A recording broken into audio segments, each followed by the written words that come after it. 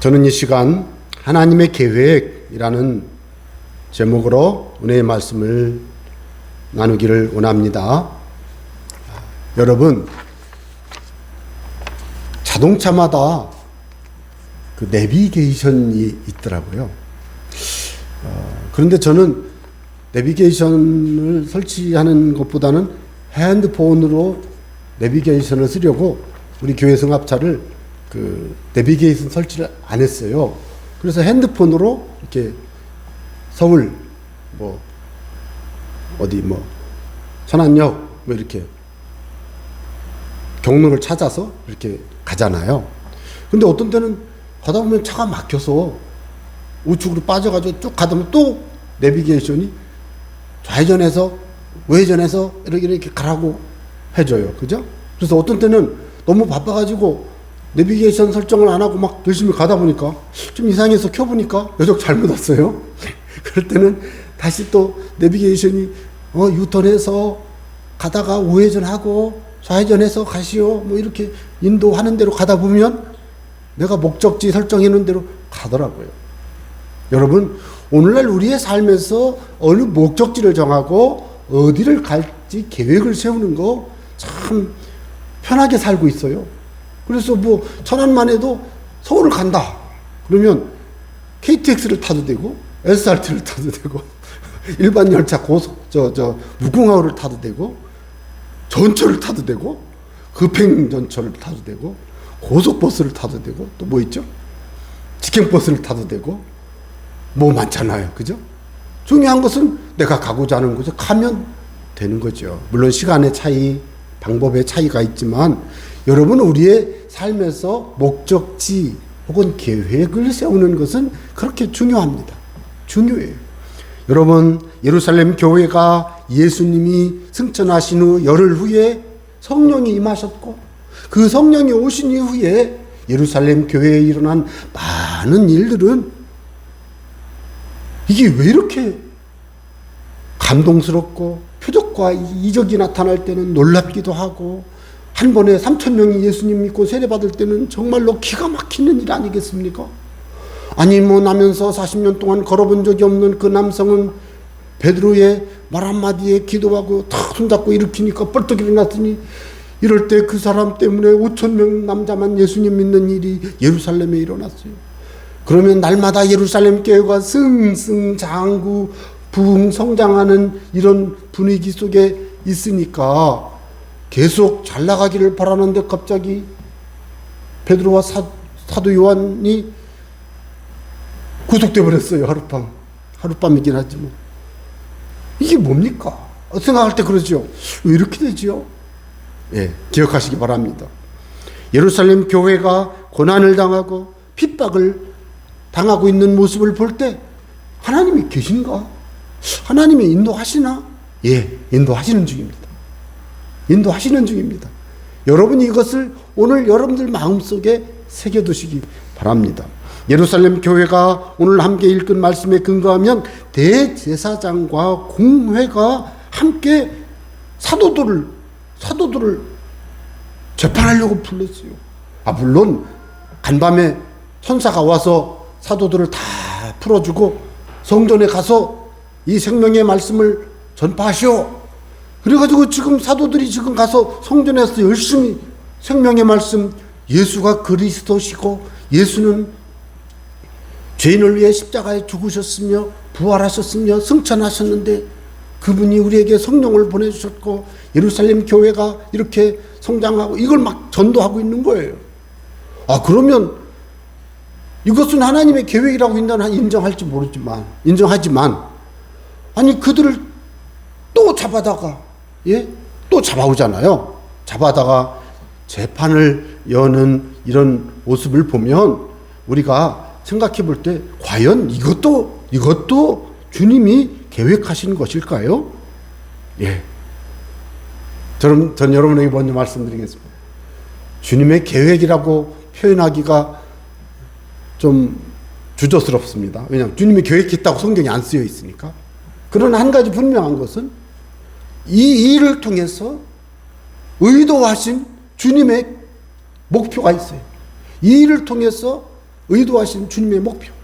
자, 여러분들께서 이미 예수님을 믿으신 지 오래되셨기 때문에 예루살렘 교회가 처음에는 베드로와 요한만 투옥됐다가 풀어지고, 그때는 너 말하지 마, 예수 이름으로 말하지 마, 이러고 보냈는데 오늘 말씀에 보면 사도들을 다 잡아갔어요. 그리고는 가말리알 때문에 죽이지는 못하고 때렸어요. 때리는 게 주가 됐죠. 예수 이름으로 말하지 말고 가르치지 마, 분명히 이렇게 경고했어요. 오늘 영상에서, 어린 영상에서 봤잖아요. 스데반 집사님 죽잖아요. 갈수록 예루살렘 교회를 향하여 핍박의 강도가 심해지고 있는 것을 우리가 알잖아요. 과연 그럴 때 질문할 수가 있어요. 주님이 정말 이것을 허락하셨나요? 주님이 이것을 계획하셨나요? 저는 잘 모르겠어요. 그렇지만 저는 주님의 큰 그림 속에는 이것이 포함되었다라고 생각을 합니다. 오늘 말씀에 보면 여러분이 보시면 알다시피 33절, 그들이 듣고 크게 노하여 사도들을 없이하고자 할세, 이 말이 뭔지 아세요? 죽이겠다는 거예요. 죽이겠다는 거예요. 이 말씀은요, 주목해서 봐야 됩니다. 아, 핍박이 세지는구나.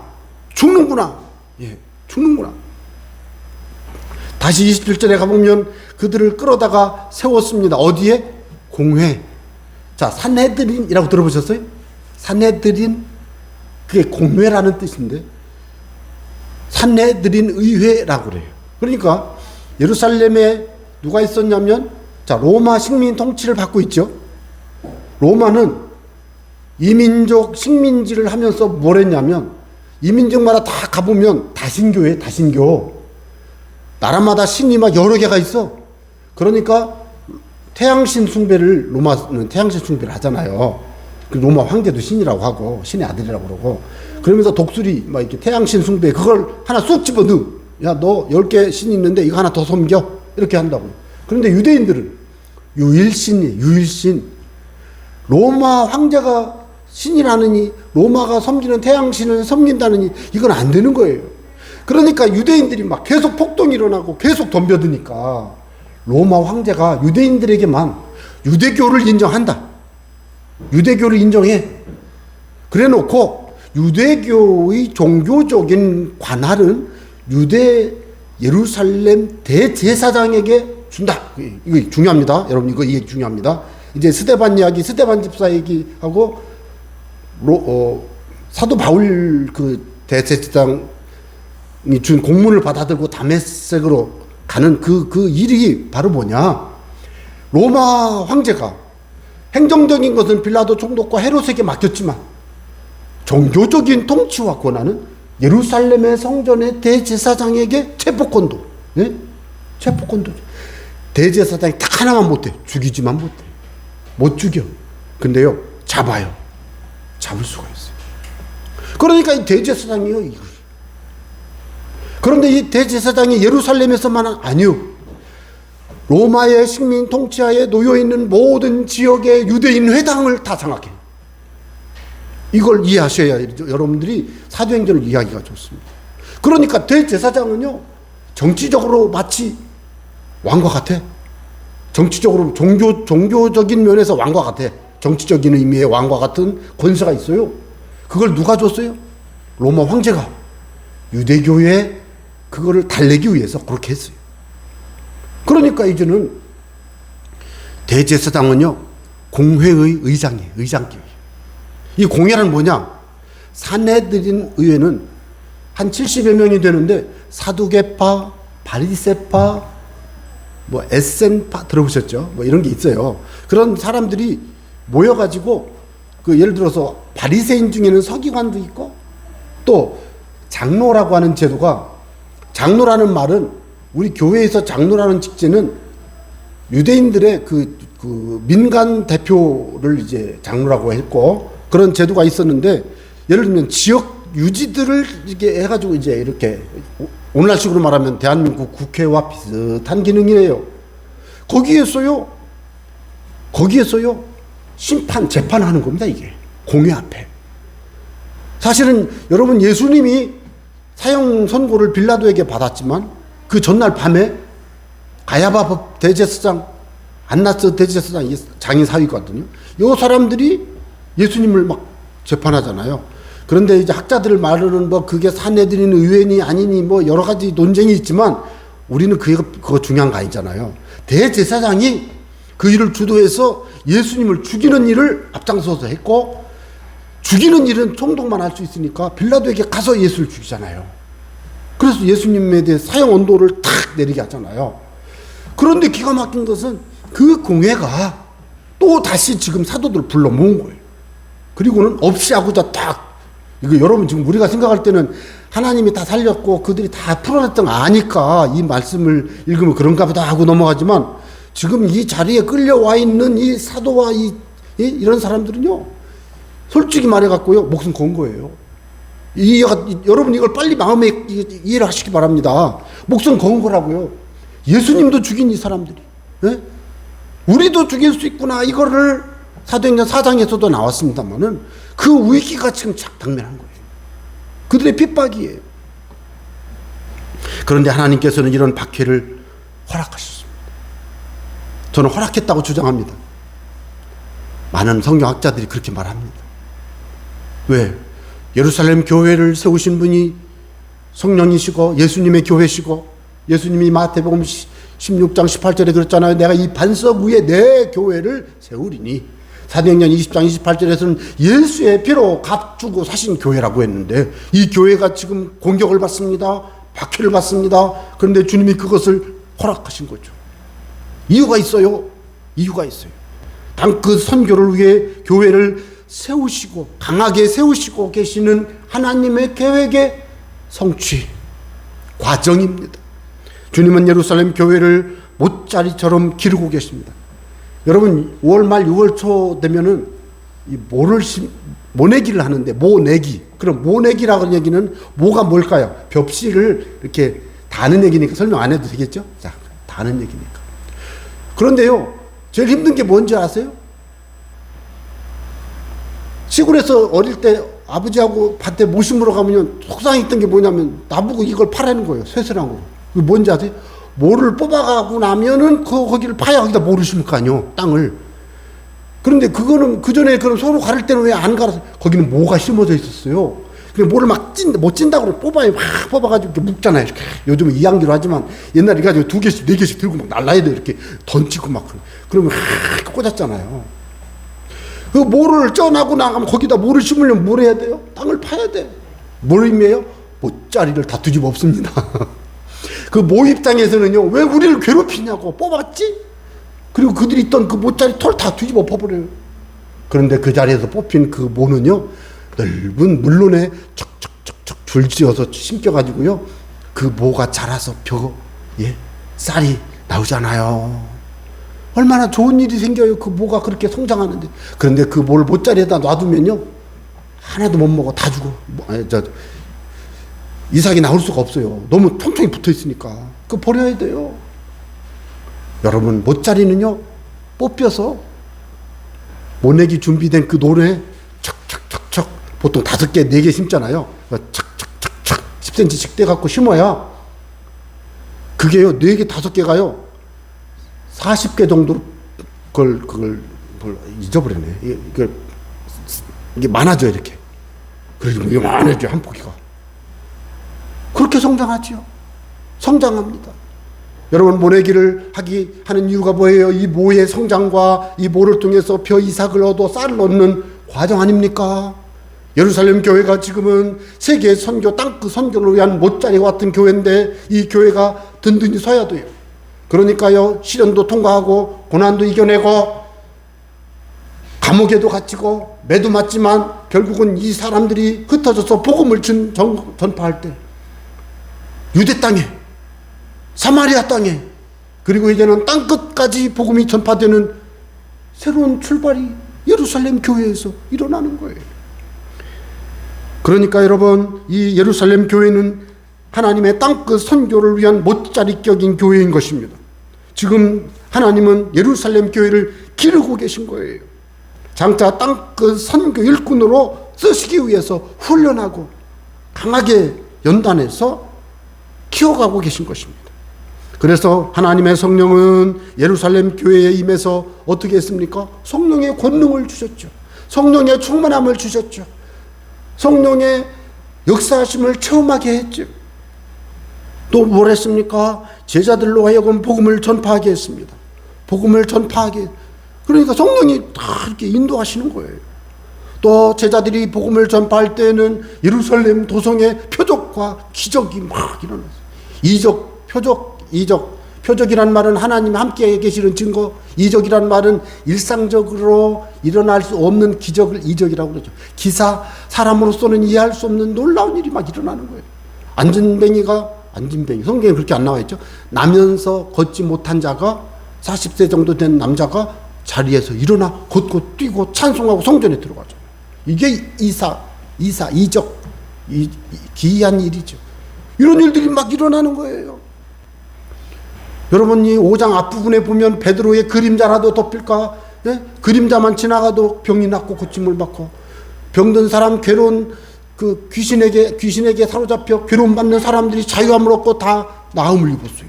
이런 일들이 막 예루살렘 교회에 일어나는 이런 일들이 바로 뭐예요? 성령이 역사하시고, 성령이 인도하시고, 성령이 힘을 주시고, 지금 예루살렘 교회를 못자리에서 키우고 계신 것입니다. 장차 이 교회가 땅끝 선교를 위해서 하나님께 쓰임받을 수 있도록 막 역사하시는 거예요. 뿐만 아니라 새로운 제자들을 불러 교회를 계속 성장시켰습니다. 120명이 기도했는데 그들이 기도하다가 성령이 임하니까 3,000명이 예수님 믿었고, 날마다 제자의 수가 더할 뿐만 아니라 성전 미문에 앉았던, 나면서 걷지 못했던 40세 된 남성이 걷부된 이후로 남자만 5,000명이 예수님을 믿었어요. 그 다음에는 제자의 수가 얼마가 늘어나는지 알 수가 없어요. 날마다 제자의 수가 더해갔어요.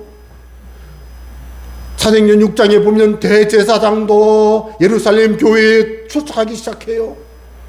그러니까 예루살렘 교회는 종교적인 어떤 지형도 바꾸고 사회적인 어떤 문제도 다 흡수시켜서 아주 굉장히 큰 영향력을 끼치는 교회로 막 성장하고 있는 것을 이 사도행전 1, 2, 3, 4, 5, 6장에서 분명히 확인할 수가 있습니다.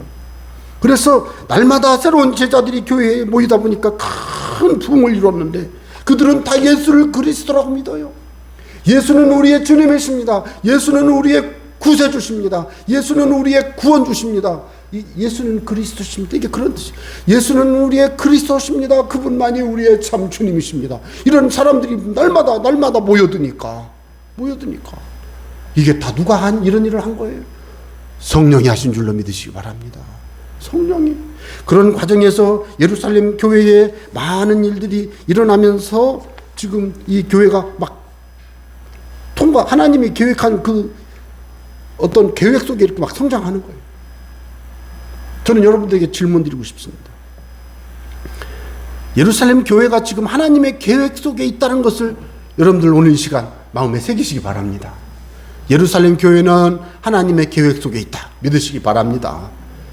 그래서 이 사람들을, 이 사도들에게 공회와 대제사장이 따지는 게 뭐예요? 왜 예수 이름으로 사람을 가르쳐? 왜 예수 이름으로 사람을 전도해? 왜 자꾸 예수를 그리스도라고 말하는 거야 지금? 이거에 이 사람 예수의 십자가의 죽으심의 책임이 우리에게 있단 말인가? 이런 얘기잖아요. 하지마 이거죠. 베드로가 뭐라고 대답합니까? 사람보다 하나님께 순종하는 것이 마땅하니라. 이거 4장에서도 나왔죠. 사람보다 하나님께 순종하는 것이 마땅하니라. 아멘. 맞습니다. 베드로는 하나님께 순종하느라고 지금 예수는 그리스도라고 말하고 있는 것입니다. 하는 얘기가 뭐예요? 이 예수가 누구라고요? 임금과 구주로, 하나님이 임금과 구주로 삼았느니라. 우리는 이 일의 증인이요 하나님이 그 자기에게 순종하는 자들에게 주신 성령도 증인이니라. 베드로가 막 이렇게 말을 하니까 이 사람들이 또 화가 났죠. 사도들을 없이 하고자. 이게 죽인다는 얘기예요. 죽인다. 여러분, 그때 하나님이 율법교사 가말리엘, 이 가말리엘은 사도 바울의 선생님이에요. 사도 바울의 선생님. 이 사람은 사두개파는 아니지만 바리새파예요. 사두개파는 천사가 없고 천국 지옥도 없고 영혼도 없고 영생도 없다. 이거는 사두개파고, 바리새파는 천사도 있고 영혼도 있고 영생도 있고 예? 하늘도 있고 다 있다. 이건 바리새파예요. 그런데 사두개파보다 바리새파가 훨씬 인구가 많아요. 인원이 많아요. 그리고 웬만한 교법사라고 그러죠. 서기관들, 말씀을 가르치는 율법 교사들이 다 거의 대부분이 바리새인이에요. 그러니까 그런데 그 바리새인들 중에서 존경받는 한 사람 선생님이 있는데, 유명한 사람이 있는데, 그가 가말리엘이에요. 이 가말리엘이 나타나가지고는 그 자리에서 뭐라고 말했어요. 그 중에 핵심적인 게 뭐냐면, 만일 하나님께로부터 났으면 너희가 그들을 무너뜨릴 수 없겠고 도리어 하나님을 대적하는 자가 될까 하노라. 이게 아주 참 중요한 가르침이에요. 그러니까 그 말을 듣고는 공회에서 대제사장과 한 70명 되는 그 공회 사람들이 가말리엘의 말이 옳다라고 생각하고 죽이려고 했다가 어떻게 했어요? 때렸어요. 채찍질했어요. 그리고는 예수의 이름으로 말하지 마! 이렇게 명령했어요. 상당히 이 정도는 괜찮아요. 그죠? 괜찮다고 하니까 너 한번 맞아봐. 그러지 안 맞을래요. 그런데 이스라엘 사람들이 말한 채찍질은 보통 40대입니다. 40에 하나 가만 매예요. 어떻게 때리는지 여기는 잘 안 나와서 한 대 때리는지 그건 잘 모르겠어요. 예수님이 맞은 채찍이요 40에 하나 뺀 매예요. 근데 여기는 아마 그런 건 아닌 것 같아. 그냥 한 대 쿡 접어갔는지 모르겠는데 분명한 것은 뭐예요? 지난번에는 때리지 못했는데 오늘은 때렸다는 거. 그리고 예수 이름으로 말하지 마. 그리고 놔줬다는 거죠. 그 다음에 나중에 이제 우리가 7장에 가보면 스데반 집사님은 돌로 쳐서 순교를 시켰죠. 갈수록 이 핍박이 세지는 것을 볼 수가 있습니다. 이것은 하나님이 이렇게 막으신 겁니다. 막으신 거예요. 그럴 때 사도들의 태도를 볼까요? 사도들은 그 이름을 위하여 능욕받는 일에 합당한 자로 여기심을 어떻게 했어요? 기뻐했어요. 저 이 말씀을 읽다가 주춤했습니다. 기뻐할 수 있을까? 여러분 앞으로 차별금지법이 통과됩니다. 분명히 될 겁니다. 우리나라. 지금 여당이 절대 다수니까 그냥 통과됩니다. 사실 큰일 났습니다만은 저는 혼자 기도했어요.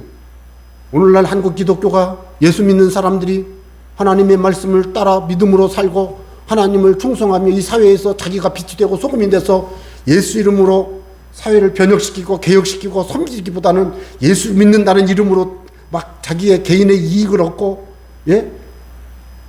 그러니까 어느 집은 국회의원 할 때 어떤 사람은 자기는 교회 가고 자기 부인은 성당 가고 자기 엄마는 절에 가고 이래가지고 피 얻는 사람들이 있었잖아요. 여러분, 나는 그분들의 신앙을 내가 어떻게 볼 수는 없지만 종교를 적당한 자기의 신분 세탁을 하고 세련되게 만들기 위해서 이렇게 한 거라면 그건 봉사 안 하죠. 그런 믿음 갖고는. 그런데 저는 우리 예수 믿는 사람들이 세상에 비치고 소금이고 사회를 변화시키고 이런 역할을 해야 된다고 보는데, 그동안 우리 한국교회 상당수의 사람들이 교회는 다니지만 삶에서는 그렇게 안 해. 내가 지난 주간에도 이 앞에 주차를 해놨는데 가운데다 딱 막아놨어요. 그것도 주차장에 놓은 것도 아니고 도로 앞에다가. 딱 보니까요, 하나님은 사랑이십니다라고 붙어 있더라고. 그래서 내가 그 사람 전화번호를 딱 보고 카톡에 들어가 보니까 이 사람이 은혜가 충만하더라고. 말씀도 섞여 있고. 그래서 내가 전화했어요. 당신 같은 사람, 당신같이 그렇게 예수 믿으면서 그런 식으로 사회 도덕도 지키지 못하면서, 예? 전화도 안 받고 이런 사람 때문에 지금 대한민국이 지금 어렵다. 내가 그렇게 말했어요. 그 사람이 안 받고 그 남편이 받았어요. 그래서 전화하시오. 그래서 전화를 안 해. 그래서 내가 사진 찍었어요. 찍어놓은 걸 보내면서 당신 이렇게 한 사유를 설명하시오. 왜? 예수 믿는다고 했으니까 나 그렇게 안 해요. 예수 믿는다고 말했어요. 예수 믿는다고 교회 앞에다가 차를 딱 막아놓고 다른 사람을 방해놓고도 2시간, 3시간 차를 빼라고 말을 해야 되는데 전화도 안 받고 연락도 안 되고 이러잖아요. 이게 교회 다니는 사람들이 이렇게 살고도 아무렇지도 않아. 그러니까 이 사회가 어려운 거예요. 예수 믿는 것이 자기의 이익과 자기의 삶의 편함을 위해서 믿는 게 아니라 하나님의 뜻을 성취하고 믿음으로 주님 앞에 봉사하고 세상을 변화시키는 하나님의 사람의 삶을 살기 위해 예수님을 믿어야지. 예수 믿는다는 그 이름을 드러내면서. 그래서 저는 죄송하지만 우리 교회 이름, 그 이름을 제가 못 붙이잖아요. 교회 차 이름에. 차에다가. 왜? 제가요, 자신이 없어요. 죄송합니다. 나 그 정도밖에 안 돼. 왜 그런지 아세요? 너무 힘들어요. 예수 믿는다는 말을 하면서 사회 활동하는 게 너무 힘들어요. 목사로서 이렇게 활동하는 게 너무 힘들어요. 이거는요, 우리가 잘못해서 된 거기 때문에 이거는 핍박도 아니고 고난도 아니고 우리의 잘못한 대가를 우리가 받고 있는 것에 불과합니다. 대한민국의 차별금지법이 통과된다면 여러분, 이것은 차별금지법을 지지하는 사람들을 표를 찍어둔 대한민국 기독교인들이 상당한 책임이 있다는 것을 알아야 되는 거예요. 차별금지법은 교회를 굉장히 해롭게 한다는 걸 알면서도 그래서 마음이 아픈 거예요. 저는 그래서 이제 여러분들에게 부탁하고 싶은 겁니다. 우리의 삶을 어떻게 살아야 되겠습니까? 나는 하나님의 계획 속에 살고 있는가 자신을 돌아보시기 바랍니다. 우리 새순교회는 하나님의 계획 속에 살고 있는가 우리 스스로 이 교회를 돌아보시기 바랍니다. 예루살렘 교회 제자들이 자기들은 알지 못했는지 모르지만 하나님은 땅끝 선교 계획하에 그들을 지금 빚어내고 훈련하고 연단하고 땅끝까지 가서 복음을 증거할 수 있는 전도자로 세우고 있는 것입니다. 사도행전 9장 11장에 보면 스데반의 일로 흩어진 사람들이 지중해 연안에 여러 곳으로 막 퍼져갑니다. 특히 안디옥에 가가지고는 안디옥에서 최초로 이방인에게 복음을 증거한, 유대인이 아닌 이방인에게 복음을 증거한 사람들이 안디옥에 교회를 세웠는데 하나님이 그 안디옥 교회를 너무너무 사랑하시고 축복했어요. 왜 그래요? 이방인에게도 복음을 증거하는 게 하나님의 뜻인데 예루살렘 교회 사람들은 유대인들에게만 복음을 증거해요. 사도 바울도 처음에는 다 유대인에게만 복음을 증거해요. 예?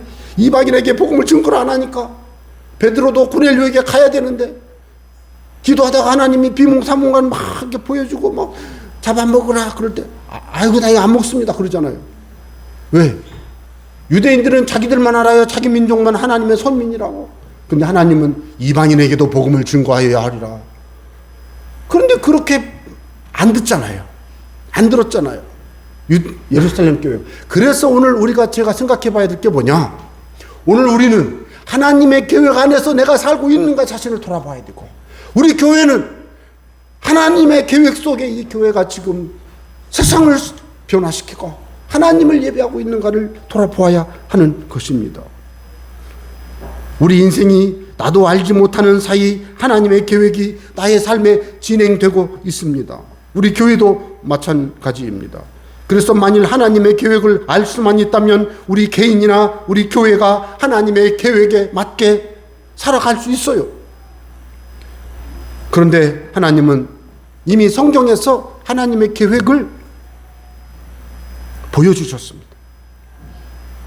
우리는요, 예루살렘 교회의 처음과 나중을 다 알고 사도행전을 통해서 보니까 알잖아요. 쭉 볼 수 있죠. 아, 이게 하나님의 계획이었구나.